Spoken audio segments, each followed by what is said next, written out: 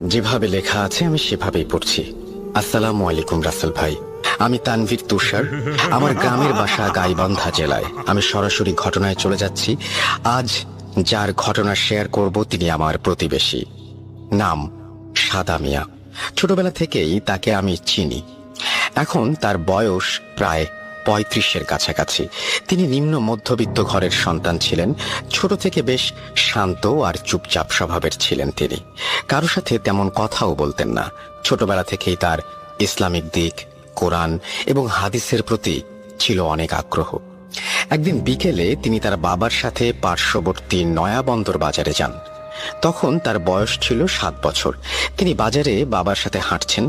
এমন সময় এক মিষ্টির দোকানের মিষ্টি দেখে তার খুব খেতে ইচ্ছা হয়। তিনি তার বাবাকে বলেন মিষ্টি কিনে দেওয়ার কথা। তার বাবা তাকে 1 পোয়া পরিমাণ মিষ্টি কিনে দেন। তাকে বাজারের ব্যাগ দিয়ে বলেন, তুই ব্যাগটা নিয়ে বাড়ি চলে যা, আমার যেতে রাত হবে। তিনি বাজারের ব্যাগের মাঝে মিষ্টির প্যাকেট নিয়ে ব্যাগটা কাঁধে নিয়ে বাজার থেকে বাড়ির দিকে রওনা দেন। তিনি যখন বাজার থেকে বের হন তখন প্রায় সন্ধ্যা। রাস্তায় দাঁড়িয়ে অপেক্ষা করতে থাকে, যদি কেউ বাজার থেকে বাড়ির দিকে আসে তো তার সাথে তিনি আসবেন। কিন্তু প্রায় 10 মিনিট থাকার পরেও তিনি কাউকেই পান না। পরে নিজেই সাহস করে বাড়ির দিকে হাঁটা দেন। তখন আরো অনেকটা জাঁকজমক হয়েই সন্ধ্যা নেমেছে।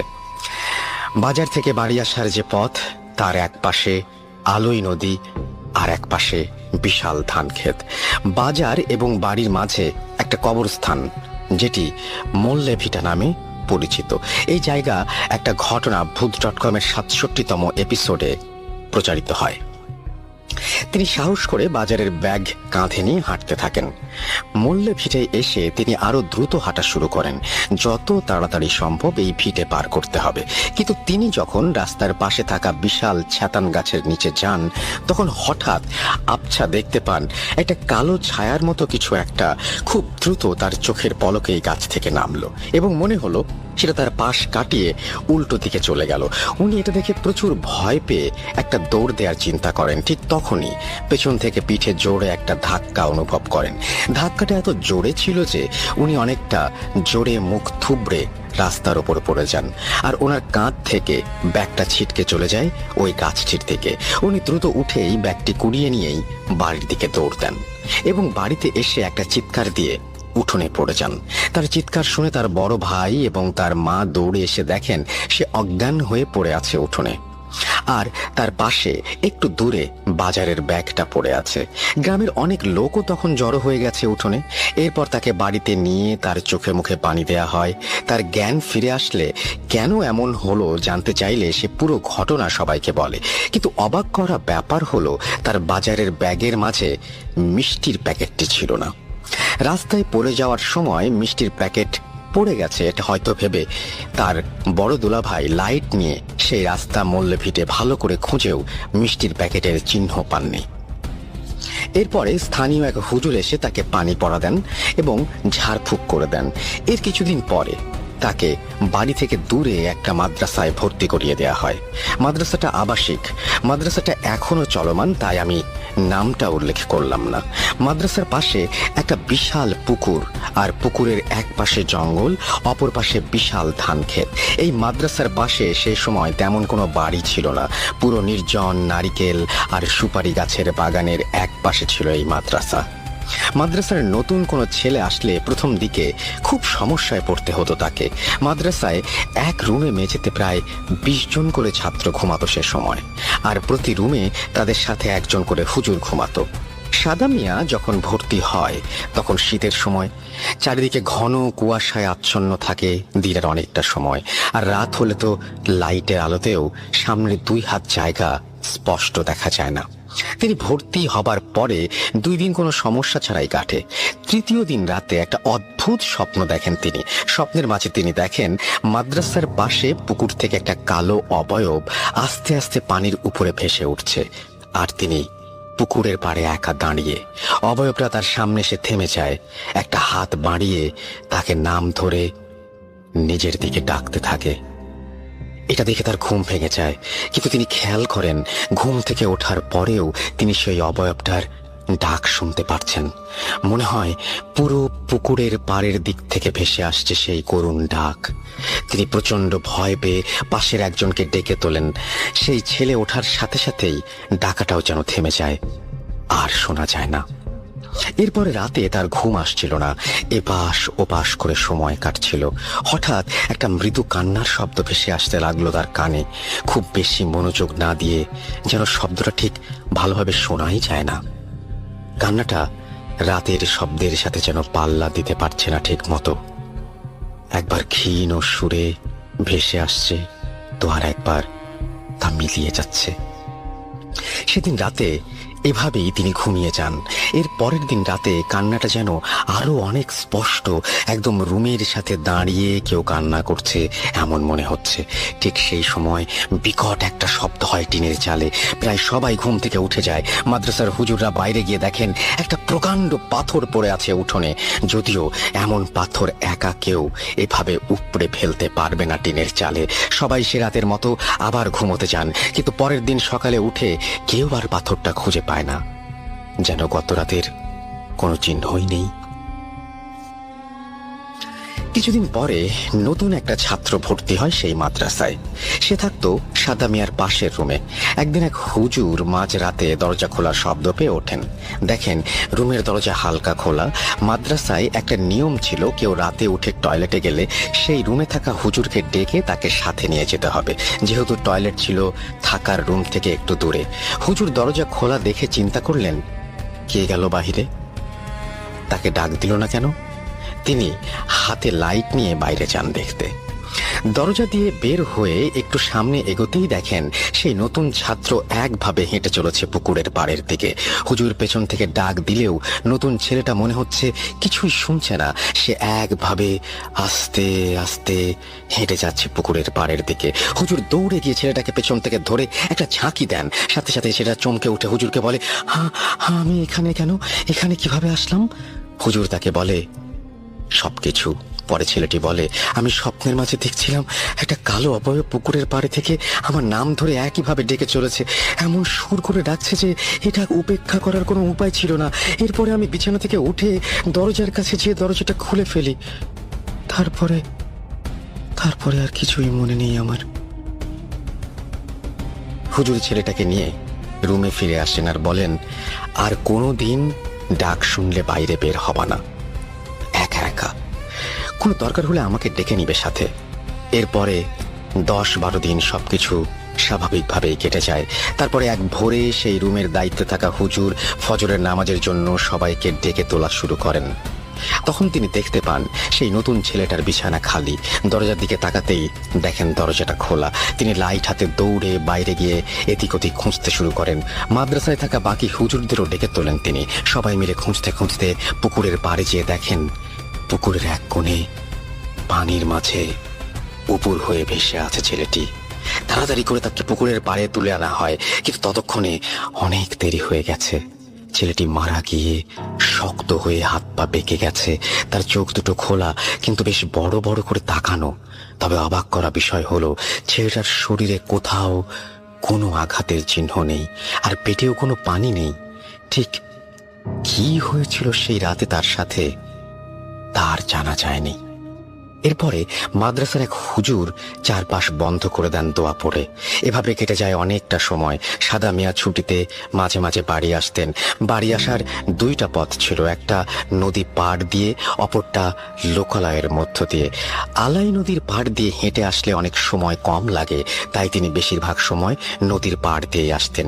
এমনি এক ছুটিতে বাড়ি আসার সময় সন্ধে হয়ে যায়। তিনি নদীর পাড় দিয়ে বাড়ি আসার সিদ্ধান্ত নেন। মাগরিবের নামাজ শেষ করে তিনি মাদ্রাসা থেকে বের হয়ে একটা বাজার পার করে নদীর পাড়ে নেমে যান। এদিকটায় বাড়ি ঘর নেই, নদীর পাড়ে কাশবন দিয়ে ভরা। নদীর তখন অল্প পানি, তাই পাড়ের কাছে অনেক পলিমাটির কাদা। তিনি চিন্তা করেন এই কাশবনের মাঝে দিয়ে এখন যদি যায় তাহলে সাপ আর শেয়ালের একটা ভয় আছে, তাই তিনি নদীতে নেমে যান। পলিকাদার মাঝে দিয়ে হাঁটা ধরেন গোড়ালি পর্যন্ত, বা কখনো তার একটু বেশি কাদা। এর মাঝে দিয়ে হেঁটে চলেছেন তিনি। বাজার থেকে 5 মিনিট নদীপথে হাঁটার পরে একটা বাঁক আছে, যেখানে পানির গভীরতা তুলনামূলকভাবে বেশি। গ্রীষ্মের সময় যখন নদীর অন্য জায়গার পানি শুকিয়ে যায়, এই বাঁকে তখনও গভীর পানি। এই জায়গাটা কখনো শুকায় না। তিনি সেই জায়গায় আসার পর খেয়াল করেন তার পাশের কাশবনের ঝোপের মধ্যে একটা খসখস খসখস শব্দ হচ্ছে। কাশফুলের গাছগুলো একটা জায়গায় দুলছে, মনে হচ্ছে কেউ ভেতরে বসে আছে। তিনি ভাবেন এই সন্ধ্যায় এখানে একা আসা মোটেও ঠিক হয়নি। এবার তিনি নিশ্চিতভাবে শেয়ালের পাল্লায় পড়েছেন। তিনি তার পাশে থাকা নদীতে ভেসে আসা একটা পুরনো বাঁশের ভাঙা অংশ হাতে তুলে নেন। যে শেয়াল বের হলেই আঘাত করবেন, যা হবার হবে।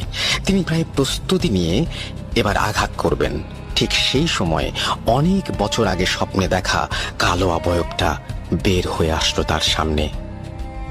এই প্রথম সেটির চেহারা দেখতে পান তিনি। দেখতে অনেকটা মানুষের মতো হলেও তার মুখ ছিল কুচকুচে কালো। পুরো মুখে ছিল ছোপ ছোপ গর্ত, আর চোখে কোনো মনি নেই, পুরোটাই সাদা। তার থেকে মাত্র 2 হাত দূরে হাওয়ায় ভেসে আছে অবয়বটা। একটা মাংস পচা গন্ধে যেন ভরে উঠেছে চারপাশ। তিনি লাঠি ফেলে প্রচন্ড ভয়ে বাজারের দিকে দৌড় দেন। বাজারের দিকে তিনি যখন দৌড়চ্ছেন, তখন পেছন থেকে তার নাম ধরে একটা ক্ষীণ ডাক শুনতে পাচ্ছেন তিনি। তিনি কিছু না ভেবে শরীরের সমস্ত শক্তি দিয়ে দৌড়ে চলেছেন। তিনি ভাবতে থাকেন, আজ থেমে গেলে মৃত্যু অনিবার্য এখানে।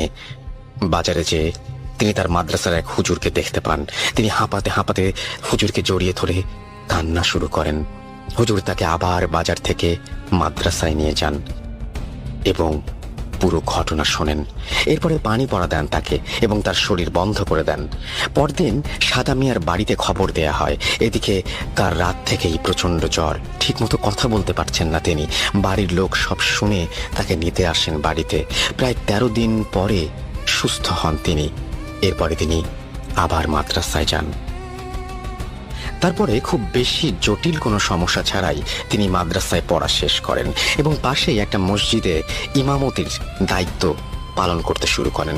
মসজিদের মুসল্লিরা মিলে তাকে একটি জমিতে একটা টিনের ঘর তুলে দেন। তার ব্যক্তিত্ব এবং আচরণ দেখে মসজিদ কমিটির এক লোক তাকে দিয়ে নিজের মেয়ের বিয়ে দেন। এভাবে কেটে যায় প্রায় 2 বছর।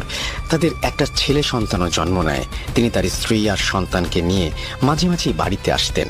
বেশ সুখে শান্তিতে কেটে যাচ্ছিল দিনগুলো, কিন্তু এই সুখ বেশি দিন স্থায়ী হলো না তাদের। সাদা মিয়া যে মসজিদে ইমামতি করেন, সেই মসজিদে এক সন্ধ্যায় মাগরিবের নামাজের সময় এক মুসল্লি আর একজনের একটা মোবাইল নিয়ে বের হয়ে যায় মসজিদ থেকে। সেটা সাদা মিয়া দেখে ফেলেন। এরপরে মোবাইলের মালিক সেই লোকের কাছে মোবাইল দাবি করলে মোবাইল নেওয়া লোকটা তা অস্বীকার করে।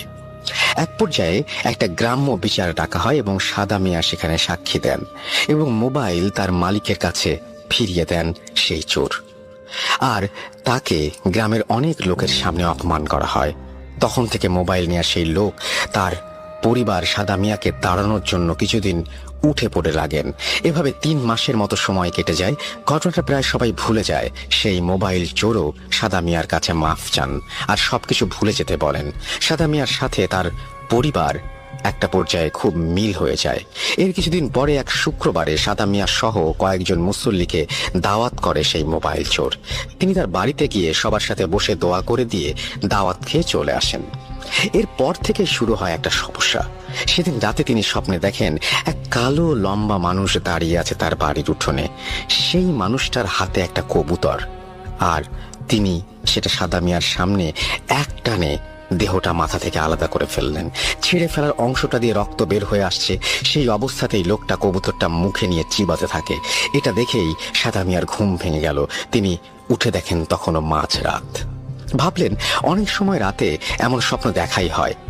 তিনি চোখে মুখে পানি দেওয়ার জন্য টিউবওয়েলের দিকে যাবেন। এই জন্য রুমের দরজা খুলে বের হয়েই এক মুহূর্তের জন্য থমকে গেলেন তিনি। স্বপ্নে দেখা সেই কালো লম্বা লোকটি দাঁড়িয়ে আছে তার উঠোনে, ঠিক স্বপ্নে যেমনটা দেখেছিলেন তিনি। তার সামনে কয়েক সেকেন্ডের মাঝেই যেন অদৃশ্য হয়ে গেল কালো লোকটা। ভয়ে আর বাইরে বের হওয়ার সাহস হলো না তার। তিনি আবার দরজা বন্ধ করে শুয়ে পড়লেন। এর পরের দিন বিকেল থেকে প্রচুর জ্বর চলে আসে তার। রাতে জ্বরের সাথে শুরু হয় বমি। তাকে তাড়াতাড়ি করে ডাক্তারের কাছে নেওয়া হয়। প্রায় 4 দিন পরে কিছুটা সুস্থ হন তিনি, কিন্তু মানসিকভাবে অসুস্থ হতে থাকেন দিন দিন। একা বসে থাকেন সারাদিন, নামাজ পড়া ছেড়ে দেন, মসজিদে ইমামতি করাও বন্ধ করে দেন তিনি। রুমের দরজা জানলা বন্ধ করে বসে বসে কান্না করেন, খাওয়া দাওয়া বাদ দেন আস্তে আস্তে। দিন দিন পাগলের মতো আচার আচরণ শুরু করে দেন তিনি। তাকে অনেক ডাক্তার দেখানো হয়, কিন্তু কোনোভাবেই কোনো সুস্থ হওয়ার লক্ষণ নেই। এরপরে তাকে স্থানীয় এক বড় হুজুরের কাছে নিয়ে যাওয়া হয়। তিনি বলেন তাকে খুব খারাপ কোনো জিন ক্ষতি করার জন্য চেষ্টা করে যাচ্ছে, কিন্তু সেই হুজুর সঠিকভাবে কিছু বলতে পারেননি। তিনি আরো বড় কোনো হুজুরকে দেখাতে বলেন, সাদা মিয়াকে। এরপরে তাকে অনেক হুজুর দেখানো হয়, কিন্তু কোনোভাবেই কোনো কিছুর সমাধান হচ্ছিল না। দিন দিন আরো বেশি পাগলের মতো আচরণ শুরু করেন তিনি। এক পর্যায়ে তাকে পরিবারের মানুষজন বাড়িতে নিয়ে আসেন। একটা রুমের মাঝে বন্দি করে রাখা হয় তাকে। কিছুদিন পরে তার স্ত্রী তাকে ডিভোর্স দিয়ে অন্য জায়গায় বিয়ে করে নেয়। এভাবে কিছু মাস কেটে যায়। তাকে শুধু দিনে 3 বার খাবার দেয়া হতো রুমের দরজা খুলে।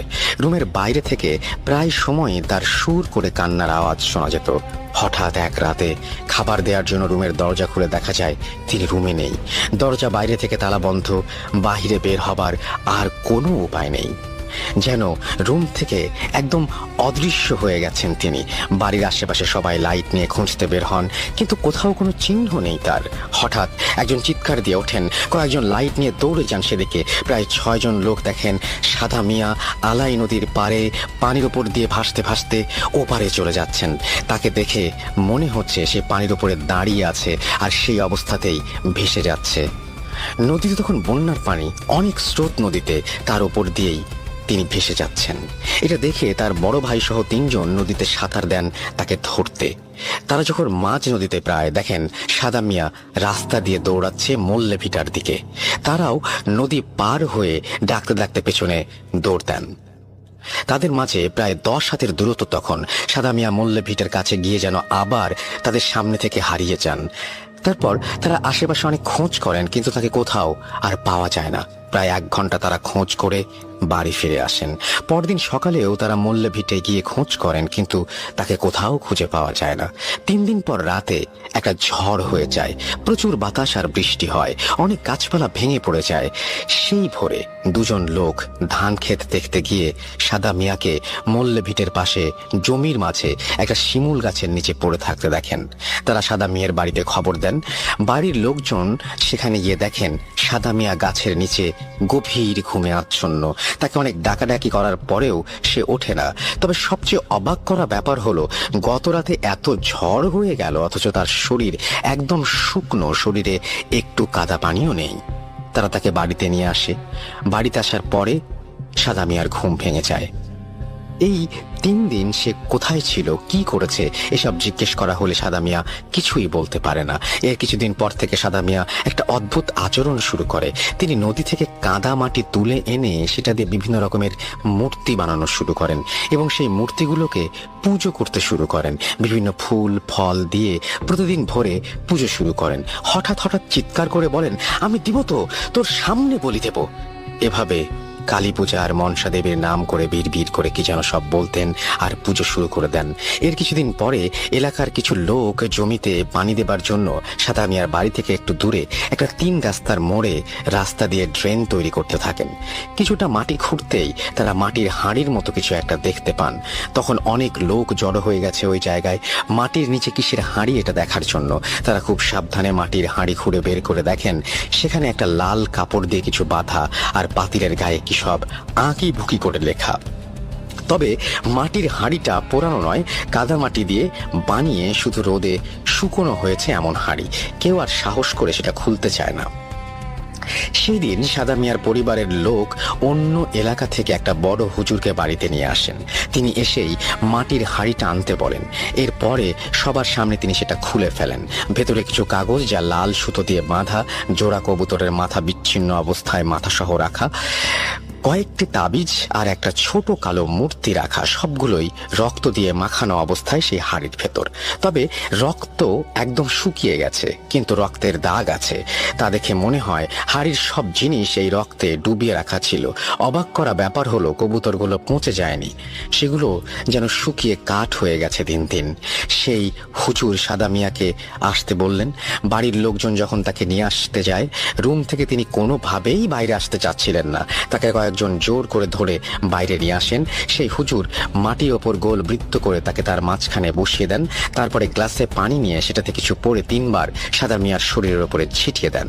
সাথে সাথেই সাদা মিয়ার সেই হুজুরকে অকথ্য ভাষায় গালাগালি শুরু করেন, হুজুরকে খুন করার হুমকি দিতে থাকেন।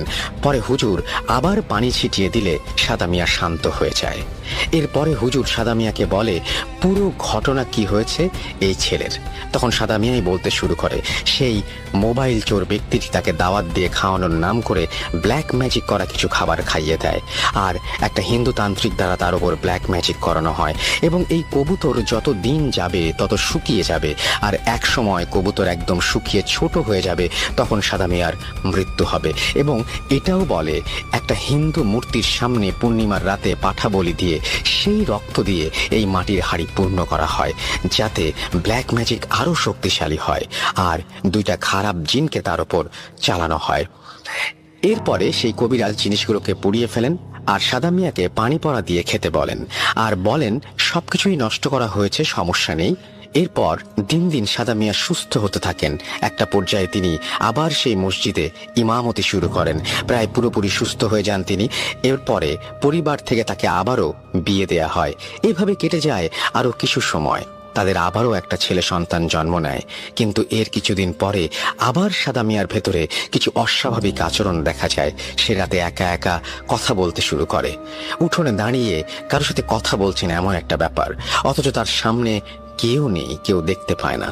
এর কিছুদিন পর থেকে সমস্যাটা আরো বেশি দেখা দেয়। তিনি আবার নামাজ ছেড়ে দিতে শুরু করেন।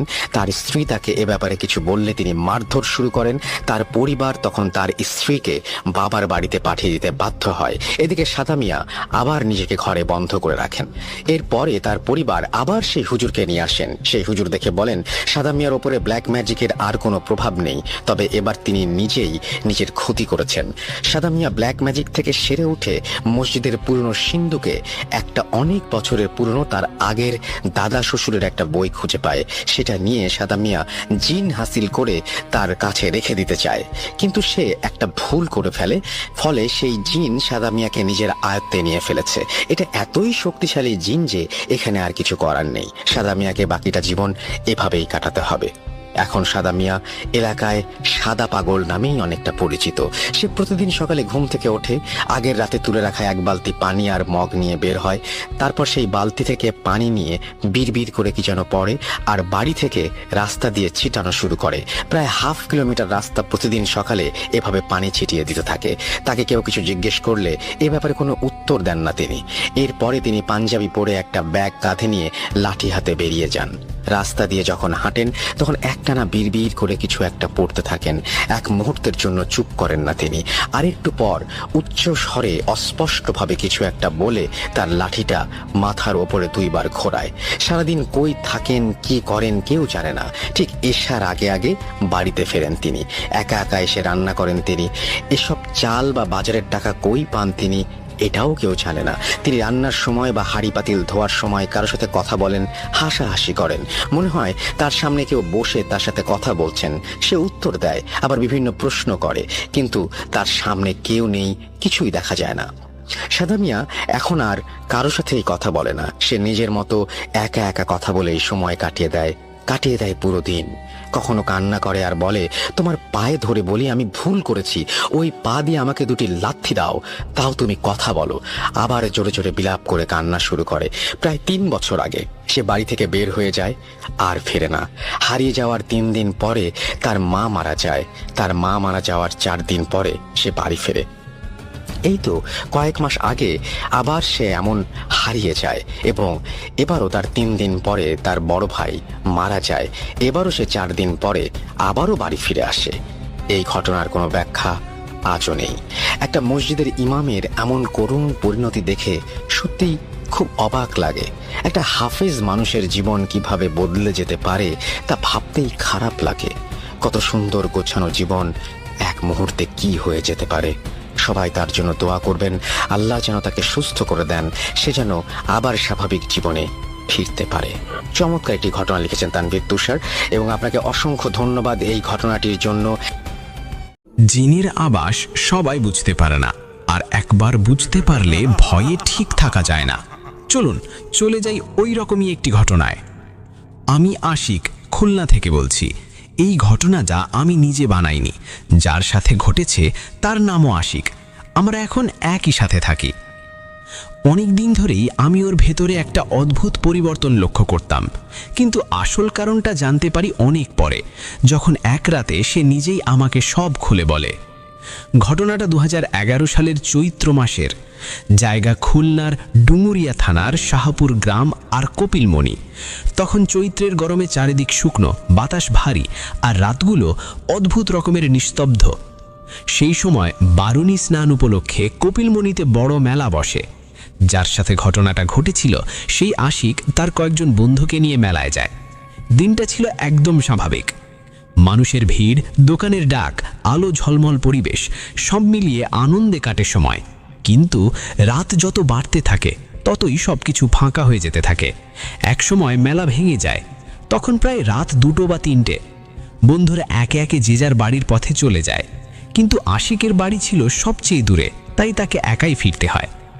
শুরুতে সব ঠিকই ছিল, কিন্তু কিছু দূর যাওয়ার পর সে টের পায় চারপাশের শব্দ অস্বাভাবিকভাবে কমে গেছে। কোনো কুকুরের ডাক নেই, ঝিঝি পোকার শব্দ নেই, একটা অস্বস্তিকর নীরবতা। তারপর সামনে পড়ে সেই বাঁশঝাড়। দিনে জায়গাটা একদম সাধারণ, কিন্তু সেই রাতে চাঁদের আলোয় বাঁশগুলো এমনভাবে দাঁড়িয়েছিল যেন কেউ লুকিয়ে আছে। আশিকের ডা ছমছম করতে থাকে। সে নিজের ভয় কাটানোর জন্য পকেট থেকে একটা সিগারেট বের করে। আগুন ধরানোর সাথে সাথে সে দেখতে পায় বাঁশ গাছের নিচে কেউ বসে আছে। প্রথমে সে ভাবে কোনো মানুষ, কিন্তু পরের মুহূর্তেই সেই জিনিসটা ধীরে ধীরে দাঁড়িয়ে ওঠে। আর তখনই সব কিছু বদলে যায়। ওটা দাঁড়াতে থাকে যতক্ষণ না তার উচ্চতা আশেপাশের বাঁশ গাছের থেকেও বেশি হয়ে যায়। আশিক স্থির হয়ে যায়। ওটার কোনো মাথা নেই, তবুও স্পষ্ট বোঝা যাচ্ছিল ওটা তাকিয়ে আছে সরাসরি তার দিকে। হঠাৎ একটা কর্কশ অচেনা শব্দ ভেসে আসে, লা তাকরব ইরজে। আশিক শব্দের মানে বুঝতে পারেনি, কিন্তু তার মনে হচ্ছিল কেউ যেন বলছে, কাছে আসিস না, ফিরে যা। তার পা যেন মাটিতে আটকে যায়। হঠাৎ সেই মাথাহীন দেহটা এক ঝাঁকুনিতে ঘুরে দাঁড়ায়, আর কোনো শব্দ না করে বাঁশ ছালে ভেতরে ঢুকে যায়। এরপরই শুরু হয় ভয়। চারপাশের বাতাস হঠাৎ ঠান্ডা হয়ে যায়। তারপর বাঁশগুলো কাঁপতে থাকে, একটার পর একটা বাঁশ ভেঙে পড়ার শব্দ। আশিক তখন দৌড়াতে শুরু করে, কিন্তু দৌড়াতেই সে বুঝতে পারে সে একা না, তার ঠিক পেছনে কেউ আছে। কোনো পায়ের শব্দ নেই, কিন্তু একটা নিঃশ্বাস আছে, গরম, ভারী, তার ঘাড়ের একদম কাছে। হঠাৎ সে শুনতে পায় কেউ তার নাম ধরে ডাকছে, আশিক। সে থামে না, দৌড়াতে থাকে, কিন্তু ডাকটা আবার আসে, এইবার আরো কাছে থেকে, আশিক, ফিরে যা। তার ভেতরে একটা অদ্ভুত টান তৈরি হয়। সে নিজেকে সামলাতে পারে না, ধীরে ধীরে পিছনে তাকায়। আর তখন সে যা দেখে, সে যা কোনো মানুষের পক্ষে সহ্য করা সম্ভব না। বাঁশঝাড়ের ভেতর থেকে সেই মাথাহীন দেহটা বেরোচ্ছে, কিন্তু এবার তার কাঁধে ঝুলছে একটা মাথা, একটা মেয়ের মাথা। চুল এলোমেলো, চোখ খোলা, আর সেই ঠোঁট থেকেই বেরোচ্ছে তার নাম। আশিক এই দৃশ্য দেখেই সে আর কিছু না ভেবে দৌড়াতে থাকে। কোনোভাবে বাড়ি পৌঁছে যায়, কিন্তু সেই রাতের পর সে আর আগের মতো থাকে না। সেই রাতেই তার জ্বর আসে, প্রচণ্ড জ্বর। কিন্তু সবচেয়ে ভয়ঙ্কর ব্যাপার, সে কথা বলা বন্ধ করে দেয়। তার চোখ ফাঁকা হয়ে যায়। মাঝে মাঝে সে হঠাৎ একদিকে তাকিয়ে থাকে, যেন কারো কথা শুনছে। 4 বছর ধরে সে একটা শব্দও বলতে পারেনি। অনেক চেষ্টা, চিকিৎসা, ঝাড়ফুঁক সব কিছুর পর ধীরে ধীরে তার কণ্ঠ ফিরে আসে, কিন্তু তার কথা জড়িয়ে যায়, স্বাভাবিক থাকে না।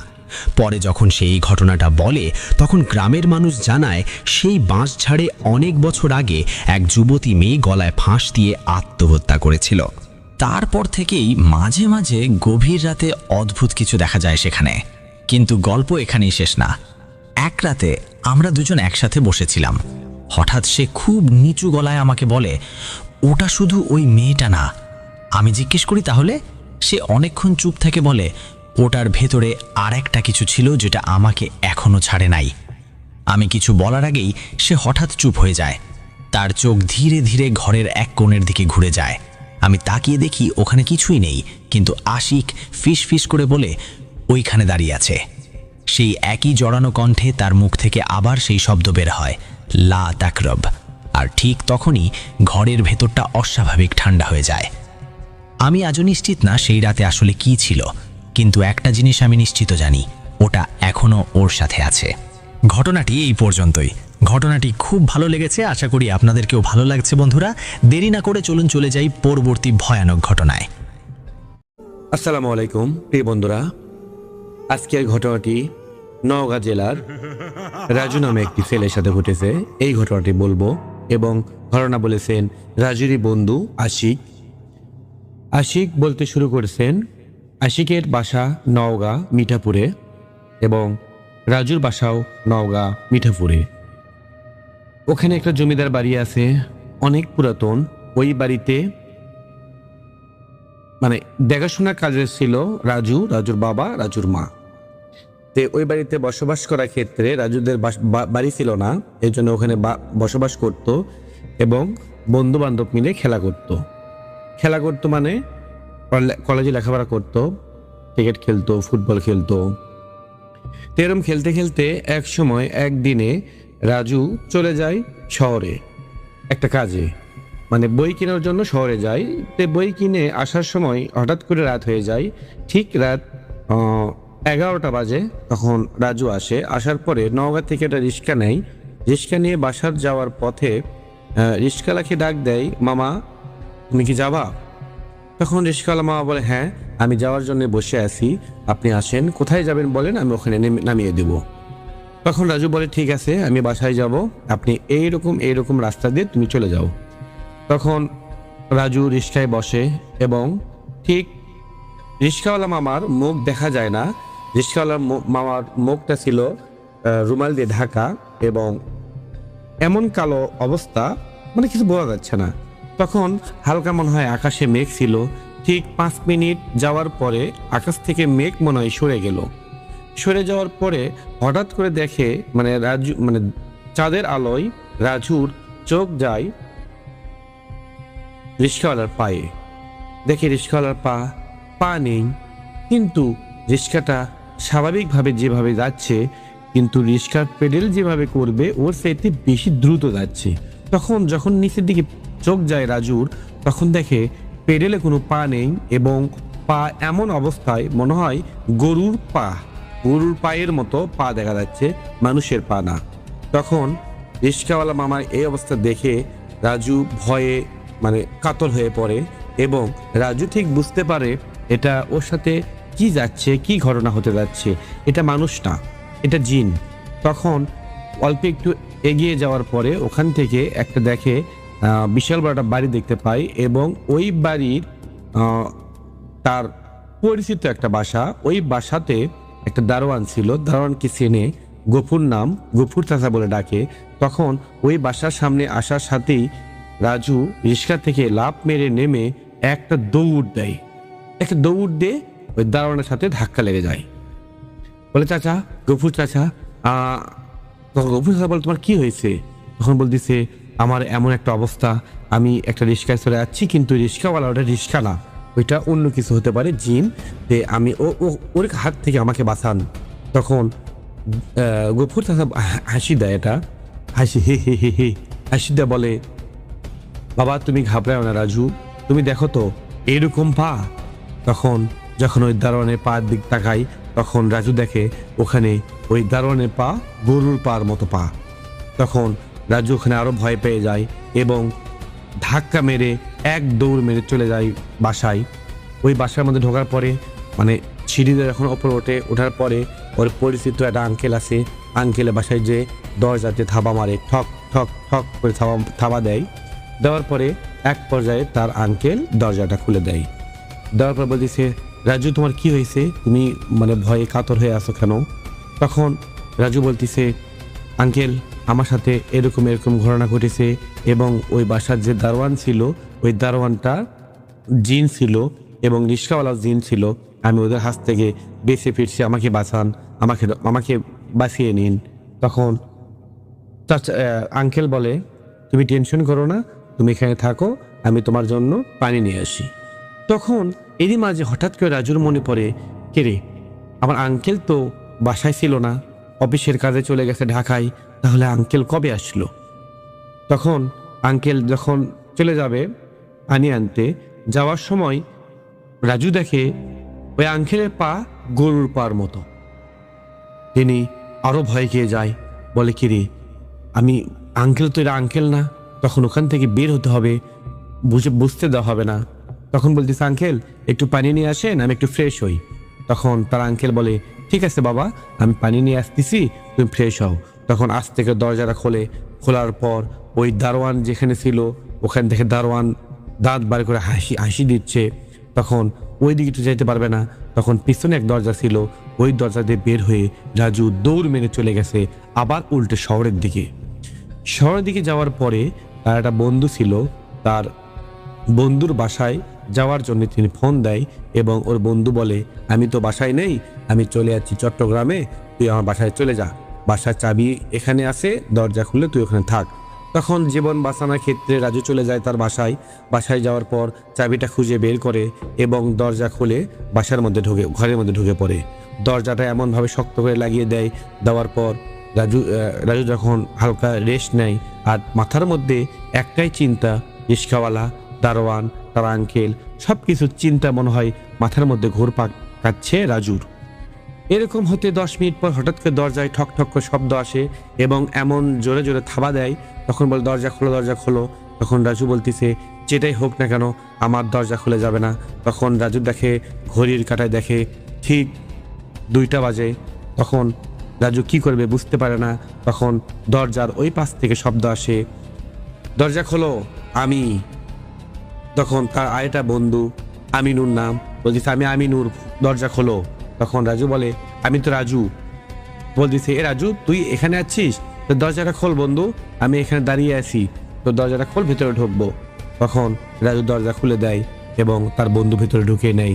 তার বন্ধুকে সব কিছু খুলে বলার পরে তার বন্ধু আমিনুর হাসিতে বলছে, আরে পাগল, তুই টেনশন করিস কে, যা সমস্যা আছে সমাধানও আছে, তোর কোনো টেনশন করার দরকার নেই। তুই দেখতো ভালো করে, আমার পায়ের দিক দেখতো, এরকম পা তুই দেখছিস?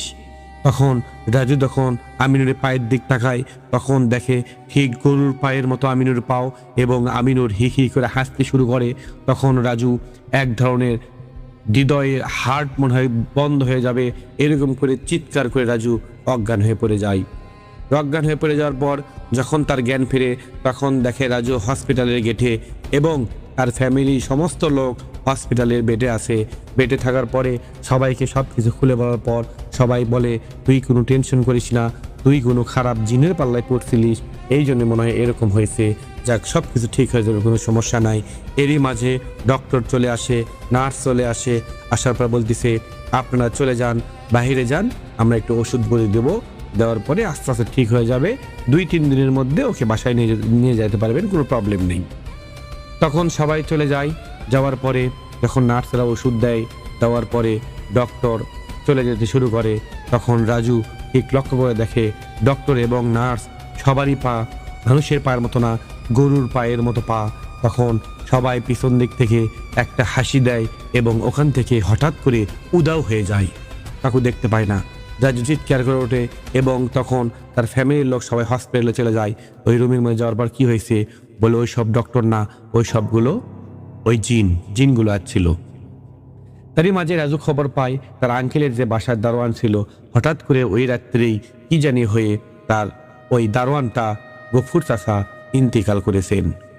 রাজু ভয় খেয়ে যায় এবং বলতেছে, ওই জিনটাই মনে হয় গফুর চাচাকে মেরে ফেলে দিয়েছে। এবং রাজু ঘুমের মাঝে স্বপ্নে দেখে রিস্কার বেল বাজাচ্ছে, ট্রং ট্রং করে বাজায়, এসব কিছু দেখতে পায়। পর এক ধরনের কাতর হয়ে পড়ে। ঠিক 2 দিন পর রাজু চলে যায় তার বাসায়। যাওয়ার পর একটা হুজুরকে ডেকে নিয়ে আসা হয়। হুজুর যখন সমস্ত চিকিৎসা করার আগে হুজুর বলে, তুমি একটা খারাপ জিনের পাল্লায় পড়ছিলা, তোমায় পথে পথে ভয় দেখাইছে এবং উনি এখনো তোমার সাথেই আছে, তোমায় মারার জন্য, তোমায় ভয় দেখানোর জন্য, তোমায় ভয় দেখিয়ে তিলে তিলে তোমাকে শেষ করে দিবে, এই জন্য। তখন হুজুর দোয়া দরুদ পড়ে কিছু তাবিজ দেয়, পানি পাড়া দেওয়ার পর হুজুর চলে যায়। তখন ঠিক রাত 2টার দিকে সেই রাত্রে রাজু হঠাৎ করে দেখে তার রুমের একটা কোনায় দেখে কালো একটা অবয়ব এবং গরুর পায়ের মতো পা এরকম করে ঠক ঠক ঠক করে রাজুর দিকে হেঁটে আসতেছে। রাজু চিৎকার করতে শুরু করে, তার বাবা মা সবাই চলে আসে। ঠিক তার বাবা মার পিছনে ওই জিনটা বেরোয় হাসতেছে। তখন রাজু বলে, মা বাবা তোমাদের পিছে ওই জিনটা আছে, আমাকে মারতে আসতেছে আর দাঁত বার করে হাসতেছে। তখন তার বাবা মা বলে, কোথায়? এখানে তো কেউ নেই। বলছে, তুমি দেখতে পারতেছো না, কিন্তু আমি দেখতে পারতেছি। এরকম করতে করতে চিৎকার করে রাজু অজ্ঞান হয়ে পড়ে যায়। অল্প একটু পর অটোমেটিক রাজুর জ্ঞান ফেরে এবং তার বাবা মা রাজুকে আটকাইতে পারে না, এক ধরনের দড়িতে হাত পা বেঁধে রাখে এবং রাজু বলে, আমাকে দড়িদের বেঁধে রেখে লাভ নেই, আমি এখান থেকে তো ছুটে যাব, তোমরা কেউ কিছু করতে পারবে না। এবং রাতে ঠিক এই ছেলেটা আমায় ডিস্টার্ব করেছেন এবং আমায় বুকের ওপর পা তুলে দিয়ে চলে যাচ্ছে, এই জন্য আমি ওর সাথে আছি, একে আমি ছাড়বো না, প্রতিশোধ নেব। এরকম বলতে বলতে রাত পার হয়ে যায় এবং হঠাৎ করে পরের দিন সকালবেলা বাসায় সবাই ভিড় লেগে গেছে এবং দেখে রাজু সাথে সাথে বেঁধে আছে এবং রাজু চিৎকার করে বলতেছে, আমায় ছেড়ে দাও, ছেড়ে দাও, আমি মা আমি রাজু, বাবা আমি রাজু, আমাকে ছেড়ে দাও।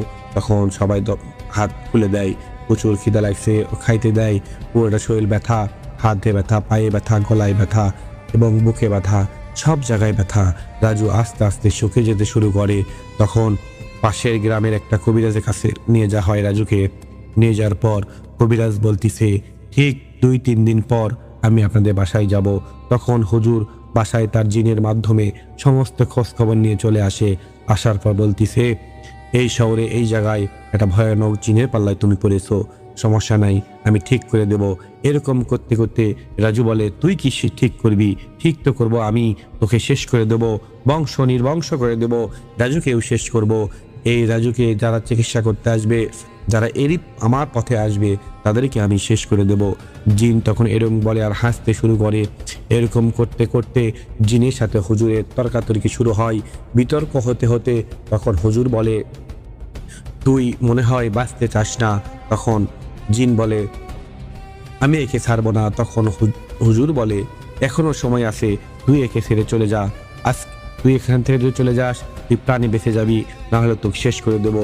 হুজুর যখন রোকেয়া করতে শুরু করে এবং হালকা পানির ছিটা যখন গায়ে দেয়, তখন চিৎকার করে উঠে বলে আর বলে, আগুনের ছোঁয়া লাগতেছে, আমার শরীর পুড়ে যাচ্ছে, আমাকে ছেড়ে দাও, আমার ভুল হয়ে গেছে, আমি এই ছেলেকে আর ডিস্টার্ব করব না, আমি কথা দিলাম এখান থেকে চলে যাব, কিন্তু আপনাদের একটা কথা দিতে হবে, আপনার যদি আমার একটা শর্তে রাজি হন, তাহলে আমি ছেড়ে দেবো এই ছেলেকে। হুজুর বলতেছে, তোর কোনো শর্ত আমি শুনতে চাই না এবং তোকে আমি ছেড়েও দেব না। তোকে এখন আমি বোতলে বন্দি করব অথবা আগুন দিয়ে পুড়ে শেষ করে দেব। তুই বল, বোতলে বন্দি করব না আগুন দিয়ে শেষ করে দেব? তখন জিন বলে, আমাকে মাফ করে দাও, ক্ষমা করে দাও, আমি এখান থেকে চলে যাব। আমি ওয়াদা করলাম, কথা দিলাম, এই ছেলে আমাকে ডিস্টার্ব করছিল, আমিও একে ভয় দেখাইছি, এই পর্যন্তই থাক, আমি আর কোনো কিছু করব না, কথা দিলাম হুজুরকে। তখন হুজুর বলে, ঠিক আছে, তুই এখান থেকে যখন যাবি, তুই বল এই ছেলের কি কি ক্ষতি করছিস। বলে, আমি তার পুরো শরীরে বান মেরেছি। তখন হুজুর বলে, তুই এই বানটা কাটিয়ে দে। তখন জিন হাত বুলিয়ে বানগুলো সব কেটে দেয় এবং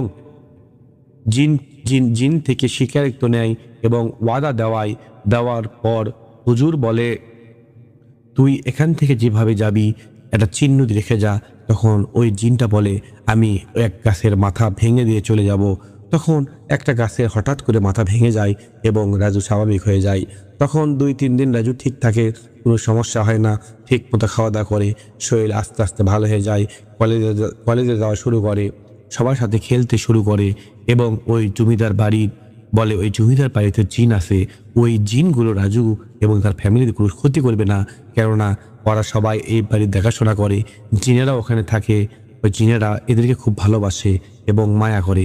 এই জিনের মাধ্যমেই রাজু সেই দিন বেঁচে গিয়েছে, কেননা এমনভাবে রাজুর পিছনে লাগছিল, কেননা যেখানে রাজু যায় সেখানে ওই জিন, হঠাৎ করে ওই সব জিনগুলো এসে ওই জিনকে যখন তাড়িয়ে দেয়, তখন রাজু আস্তে আস্তে স্বাভাবিক হতে শুরু করে। আশা করা তার কিছু হবে না এবং ওই জিনগুলো রাজুকে বাঁচিয়ে নেবে। তারপর থেকে আর কোনো সমস্যা হয় না, এখন পর্যন্ত কোনো সমস্যা হয়নি। রাজু ভালো আছে, রাজু বিয়ে শাদী করছে, সংসার করতেছে এবং চাকরি করে। রাজুর জন্য সবাই দোয়া করবেন, আমাদের জন্য সবাই দোয়া করব এবং আমরা আল্লাহ যেন আমাদের এইসব বিপদ থেকে বাঁচিয়ে রাখে, উদ্ধার করে। আমরা সবাই আল্লাহর কালামের হুকুম পালন করব এবং 5 ওয়াক্ত নামাজ পড়ব, সবাই আল্লাহর আদেশ অনুযায়ী চলব। সবাই ভালো থাকেন, সুস্থ থাকবেন। ধন্যবাদ সবাইকে। আসসালামু আলাইকুম।